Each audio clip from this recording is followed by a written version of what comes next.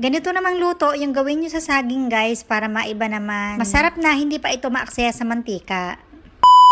Bali, eto, meron ako ditong saging na malapit ng mabulok. Ayan, kaysa naman sa mabulok, lulutuin ko na lang. Namiss kong kumain nga rin pala ng turon kaso wala naman akong rougher. Kaya naman syempre gagawa natin yung paraan yan. So bali ito, binaratan ko nga pala itong mga saging pagkatapos ay hiniwa ko ito ng maninipis lamang. At ito na nga pala lahat ng nagawa ko, medyo marami rin siya. Sa isang bowl naman gagamit pala tayo dito ng harina guys. Ito naman yung harina guys, wala naman itong sukat. So nakadepende lang sa inyo kung gaano ba karaming saging yung inyong gagamitin. Bali yung nagamit ko nga pala dito ay 5 kutsara ng harina at naglagay nga rin pala ako dito ng 1 kutsara ng cornstarch para syempre crunchy. At naglagay nga rin pala ako dito ng 1 tablespoon ng baking powder para man syempre mas maalsa yung ating breading. At kapag ganito na nga kalapot ay okay na ito guys. Ayan, pwede na tayo magprito dito. Kaya maglagay na ako dito ng saktong mantika lamang dahil ang ating lulutuin ngayong araw guys ay hindi ito maaksaya sa mantika, promise. Kaya naman makakatipid tayo sa ating pagluluto. Ito nga palang pinakamagiging bread ng ating